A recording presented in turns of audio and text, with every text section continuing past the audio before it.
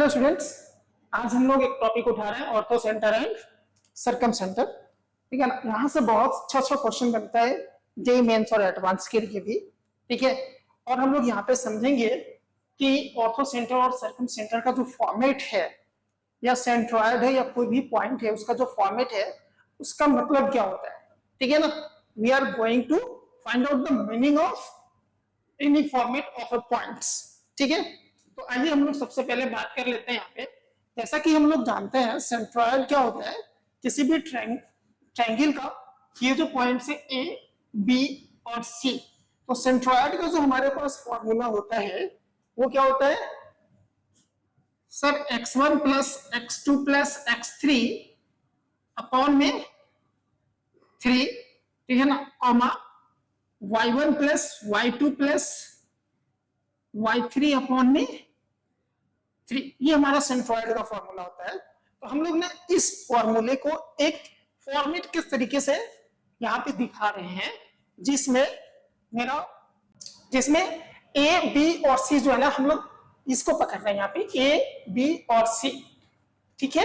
ये मेरा A B C है। यहाँ पे हम लोग जिस दिन हमें एक्स कोऑर्डिनेट निकालना होगा उस दिन ए का एक्स कोऑर्डिनेट लेंगे, बी का भी एक्स कोऑर्डिनेट लेंगे और सी का भी एक्स कोऑर्डिनेट लेंगे। और जिस दिन मुझे y कोऑर्डिनेट निकालना होगा उस दिन a का y कोऑर्डिनेट, b का भी y कोऑर्डिनेट और c का भी y कोऑर्डिनेट लेंगे। ठीक है ना। तो जब हमारा किसी भी पॉइंट्स का जो फॉर्मेट है वो क्या बनता है pa plus qb plus rc upon में pqr। सेंट्रॉयड के लिए जब हम पॉइंट सेंट्रॉयड लेते हैं तो उस दिन pqr कितना हो जाएगा 1 1 1।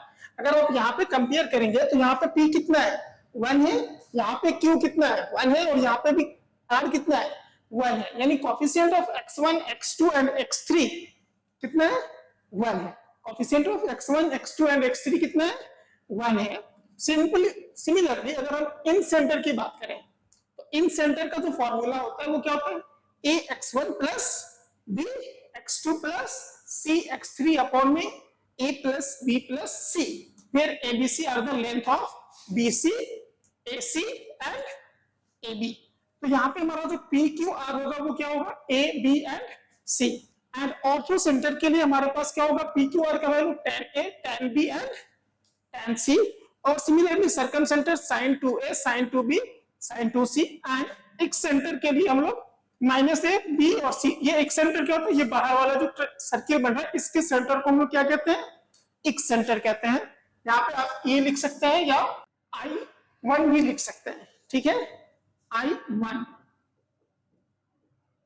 ठीक है, ये एक्स सेंटर है हमारा। ठीक है, यहाँ पे क्या होगा ये माइनस ए बी और सी होता है। क्लियर है। अब हम लोग इसको और जनरलाइज करने की कोशिश कर रहे हैं।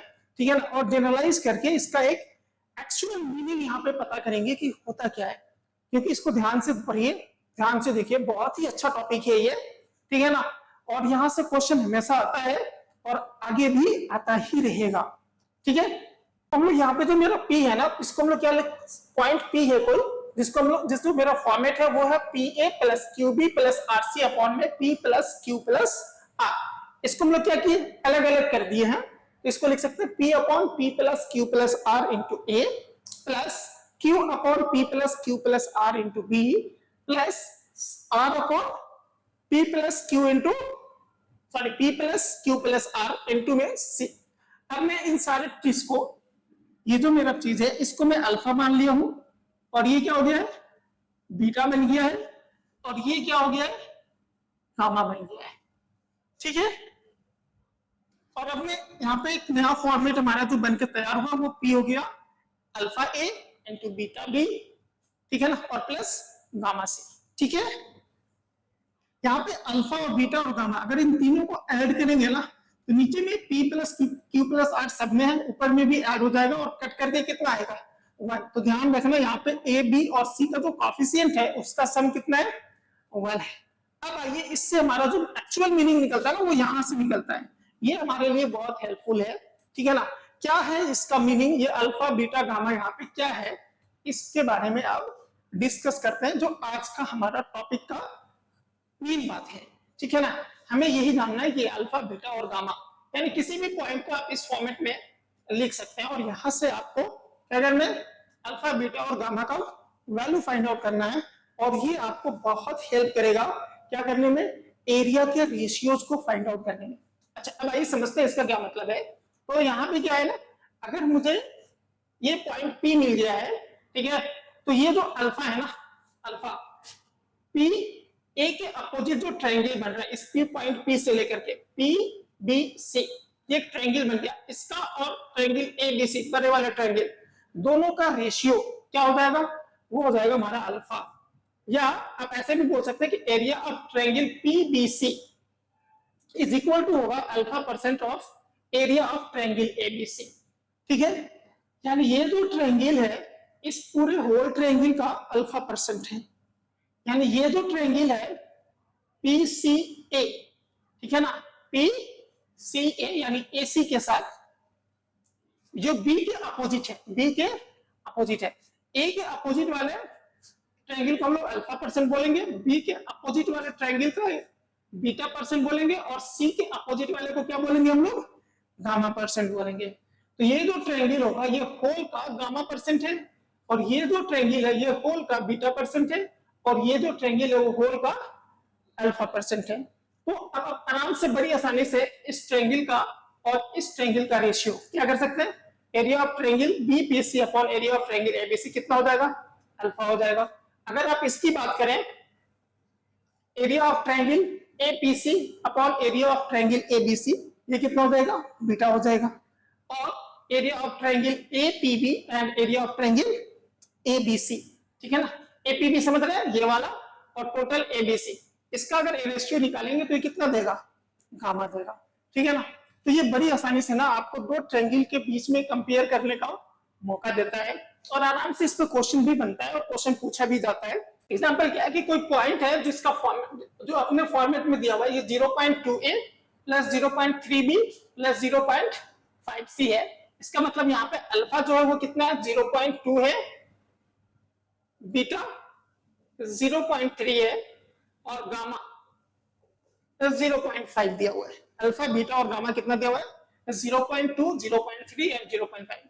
इसका क्या मतलब हो गया कि एरिया ऑफ ट्रायंगल BPC, ये छोटा वाला, ठीक है ना, इस 20% of area of triangle ABC। 0.2 का मतलब क्या है, 20% है ना, 0.3 का मतलब क्या है, 30%, और 0.5 का मीनिंग क्या है, 50%। ठीक है, तो ये जो छोटा वाला एरिया है ये टोटल का कितना है, 20% है, और ये जो एरिया है हमारे पास ये टोटल का कितना है, 30% है, और ये जो एरिया है ये टोटल का कितना है, 50% है।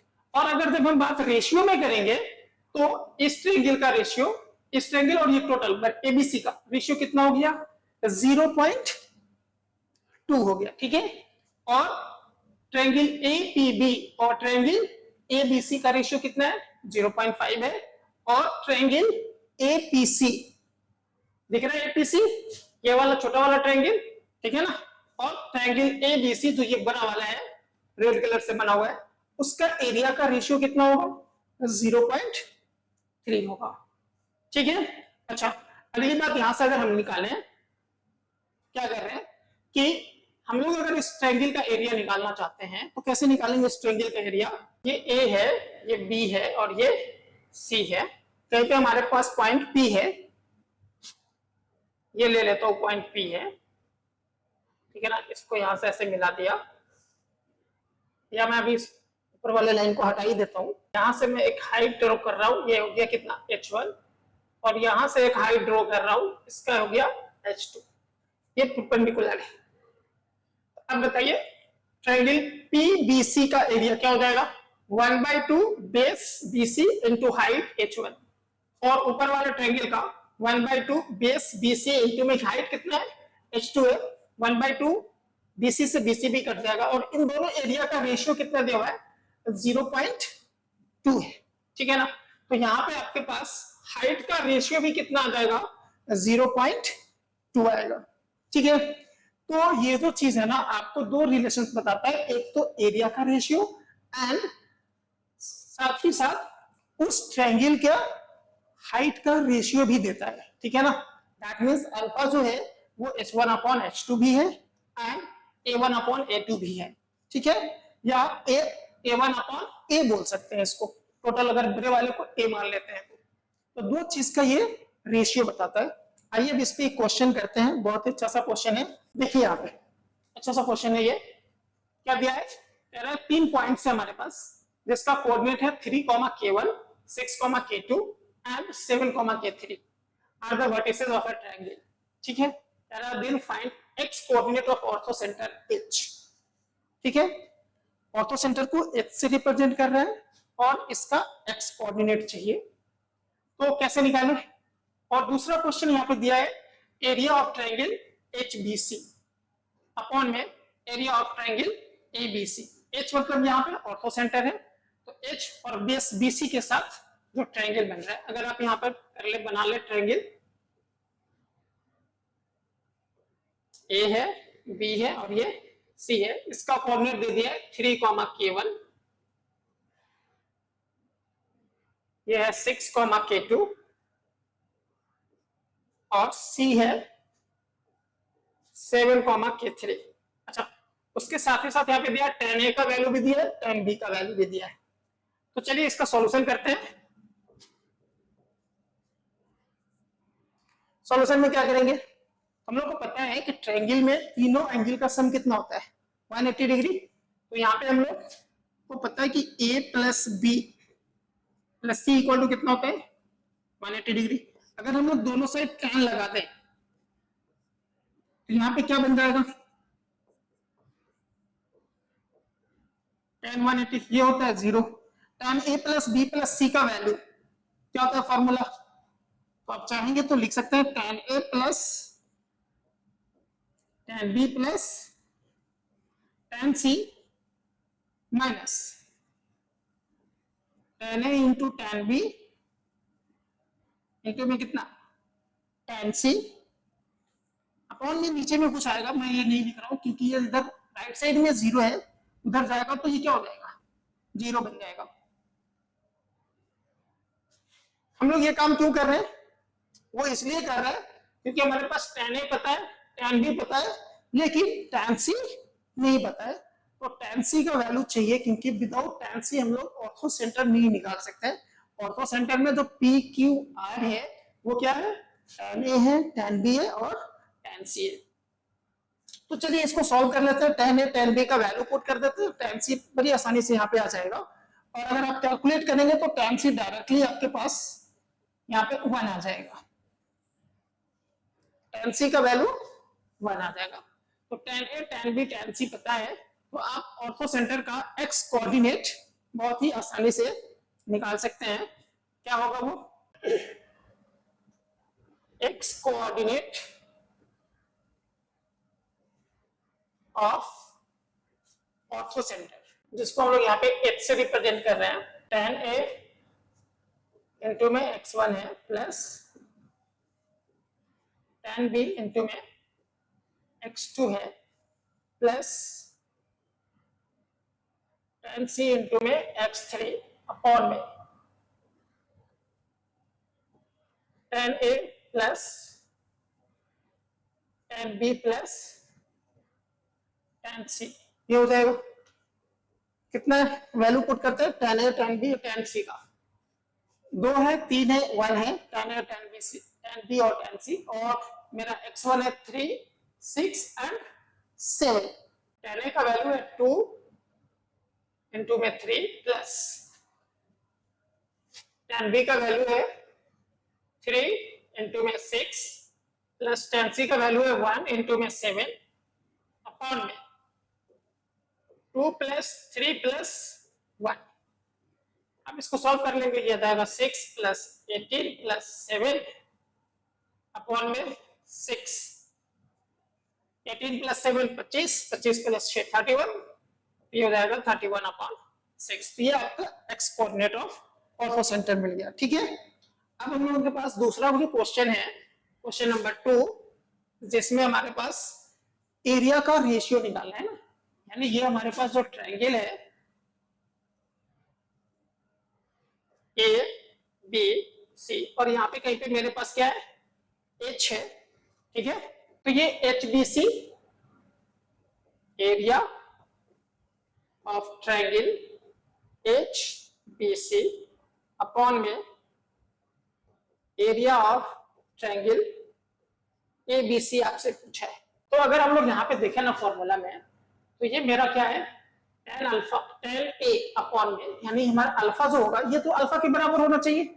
सिंपल सी बात है। हमारा जो प्रॉपर्टीज है, जो हम जो रूल सीखे हैं यहाँ पे, वो क्या सीखे हैं कि ये जो चीज है वो अल्फा के बराबर होगा।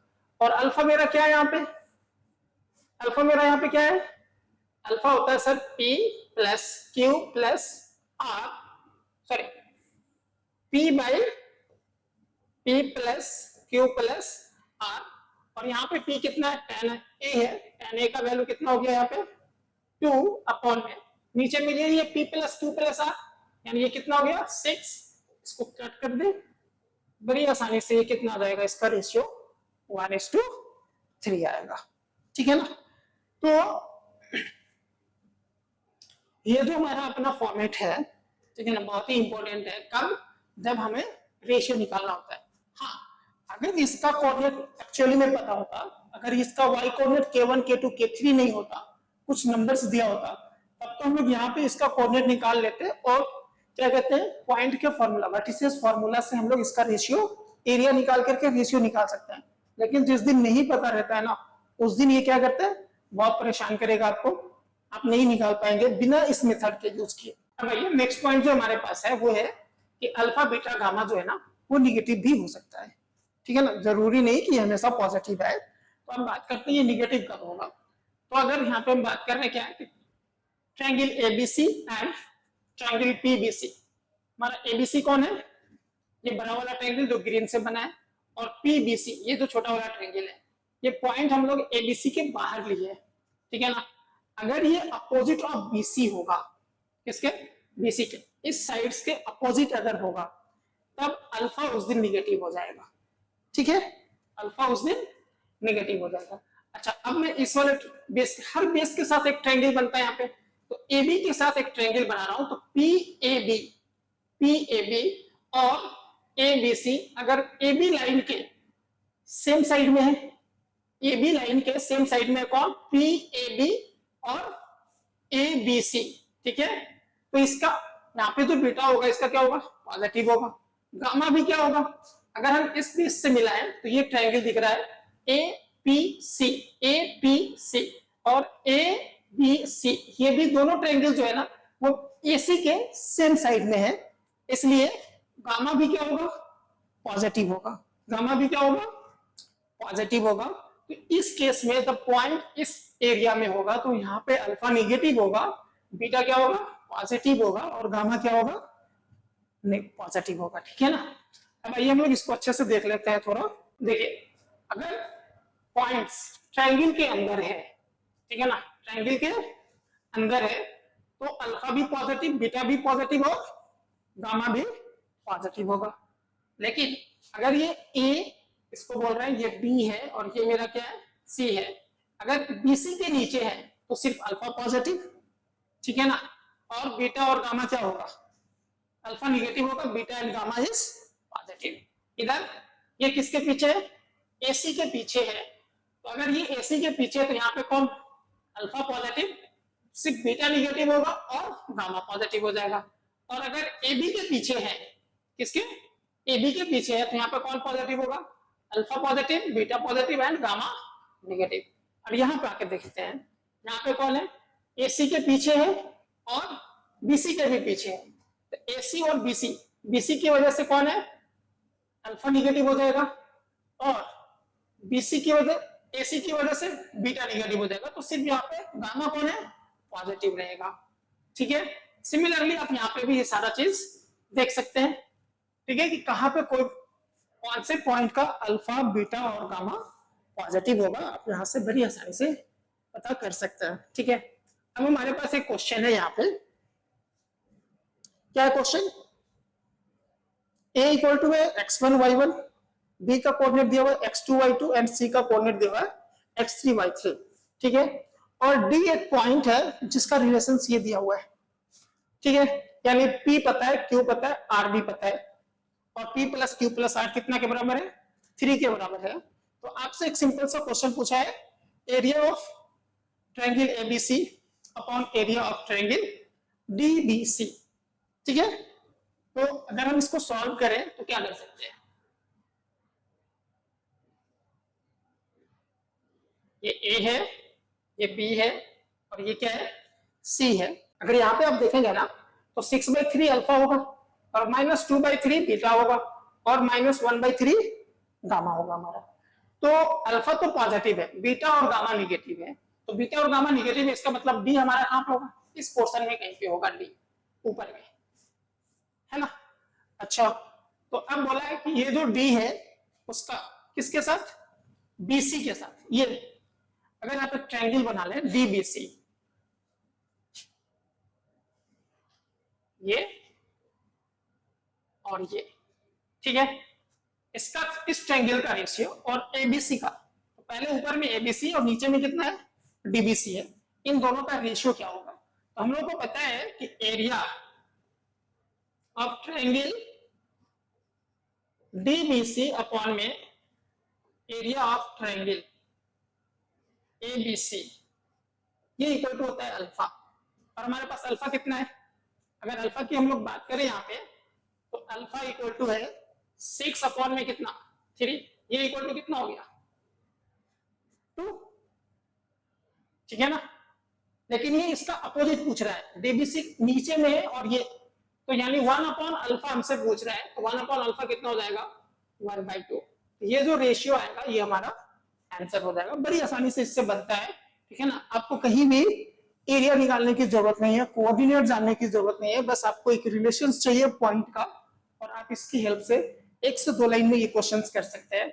अदरवाइज बहुत मुश्किल है करना, आप कभी नहीं कर पाएंगे इस क्वेश्चन को। ये लास्ट क्वेश्चन है हम लोग, ठीक है ना। आज देख रहे हैं क्या कह रहा है, find a point P not necessary inside the triangle such that area of triangle PAB equal to है area of triangle PBC equal to है area of triangle PCA, where A इतना है, B इतना है और C इतना है, और नेट्स दिए हुए हैं ट्रायंगल का, ठीक है। अगर मैं ट्रायंगल बनाऊं, ये A है, ये B है और ये C है, ठीक है ना। अगर मैं इस बीच में एक पॉइंट ले लेता हूं, सबको पता है कि ये कौन सा पॉइंट होने वाला है, ये कोई पॉइंट है P,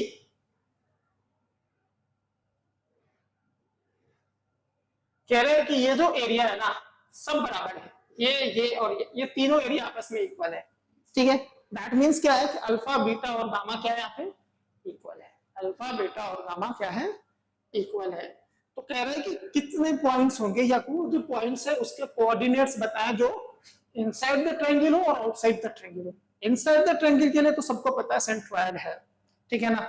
लेकिन आपको अगर आप हमारा मेथड यूज नहीं करते ना, ये वाला मेथड यूज नहीं करेंगे ना, आप बाहर वाले पॉइंट्स को तो पता ही नहीं कर पाएंगे कि क्या होगा, ठीक है। तो इस क्वेश्चन में हमारे पास क्या है, जो गिवन डाटा है वो ये है कि यहाँ पे अल्फा जो है प्लस बीटा प्लस गामा ये इक्वल टू 1 है, और दूसरा इंफॉर्मेशन हमारे पास है कि mod alpha equal to mod beta equal to क्या है मॉड गामा है, यानी ये तीनों इक्वल है, ठीक है ना। तो हमारे पास क्या क्या पॉसिबिलिटीज हो सकता है, पी क्यू आर में क्या क्या पॉसिबिलिटीज हो सकते हैं वो हम लोग देख लेते हैं।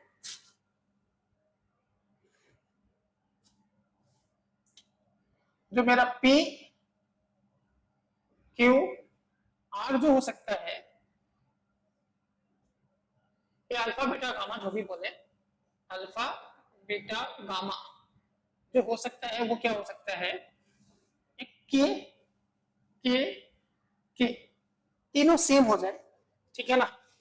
तो क्योंकि alpha plus beta plus gamma ये इक्वल टू 1 होता है, तो यहाँ पे आ जाएगा 3k इक्वल टू 1, तो k इक्वल टू कितना आ जाएगा ये 1/3, ठीक है। अच्छा, दूसरा क्या हो सकता है कि सर एक k, ये भी k और माइनस k, अगर रीजनिंग करेंगे तो सबका सम अगर करते हैं तो यहां से k इक्वल टू कितना आएगा 1 आएगा। और क्या हो सकता है k माइनस k और k, आज के केस में भी k इक्वल टू कितना आएगा, 1 ही आएगा, ठीक है ना। और चौथा क्या आने वाला है हमारे पास, माइनस k और k। तो यहां से भी आप निकालेंगे तो k इक्वल टू कितना आ गया, 1 आ गया, यानी अल्फा बीटा गामा यहाँ पे भी 1 आने वाला है। तो जो मेरे पॉइंट्स होंगे ना, जो मेरे पॉइंट्स होंगे वो क्या हो जाएंगे, a plus B plus C upon में 3। इसके अकॉर्डिंग हमारे पास जो पॉइंट आएगा वो हो जाएगा a minus a plus B minus C, और इसके अकॉर्डिंग जो हमारे पास पॉइंट आएगा वो हो जाएगा a माइनस बी प्लस सी, क्योंकि यहाँ पे अल्फा का वैल्यू कितना है, अल्फा का वैल्यू 1 है, बीटा का वैल्यू -1 है, और गामा का वैल्यू भी 1 ही आया हुआ है, ठीक है ना। और इस केस में हमारे पास अल्फा का वैल्यू 1 है तो a नहीं, यहाँ पे माइनस है k का, तो माइनस a प्लस b, और यहाँ पे आ जाएगा प्लस c। तो पॉइंट्स अगर आप निकालना चाहते हैं x कोऑर्डिनेट, तो पॉइंट्स हमारे पास पता है कितना है, 13 प्लस 7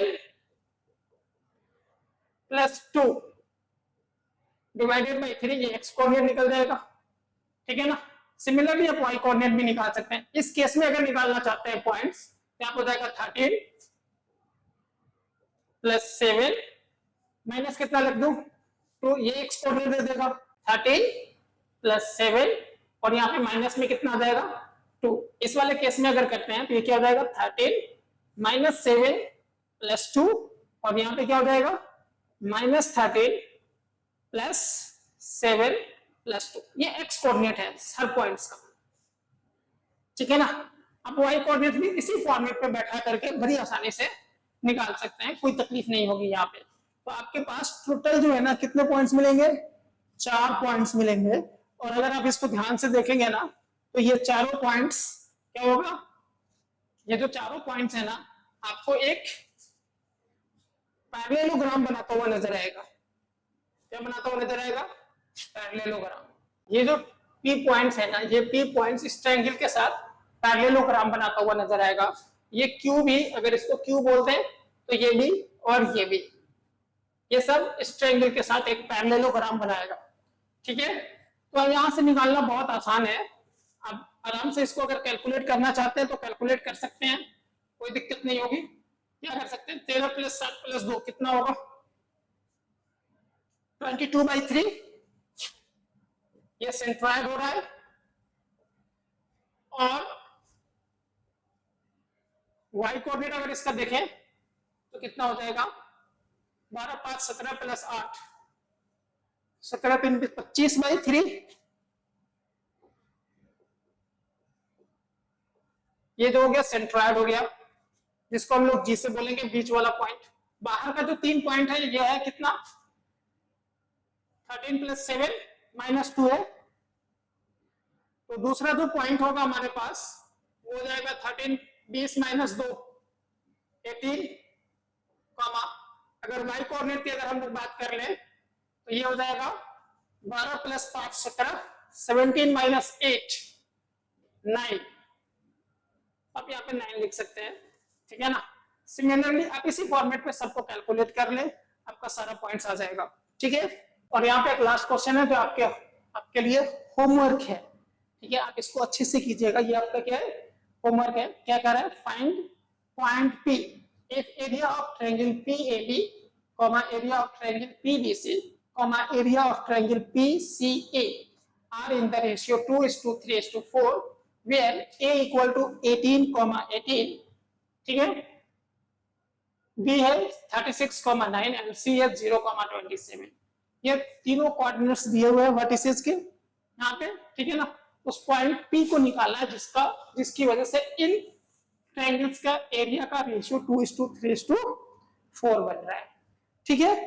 तो आप इसको अच्छे से करें, है ना, अच्छे से समझे, और इससे रिलेटेड जितने भी क्वेश्चंस हैं बनते हैं वो बनाएं, बहुत हेल्प करेगा आपको ये एरिया का रेशियो निकालने में। और बस आज के लिए इतना ही रहने देते हैं। नेक्स्ट जो भी चीज जानना हो आप आराम से क्या कहते हैं कमेंट में कमेंट करें, जो भी प्रॉब्लम्स हो बताएं, I will try to make a video on that topic. ठीक है, चलिए, थैंक यू।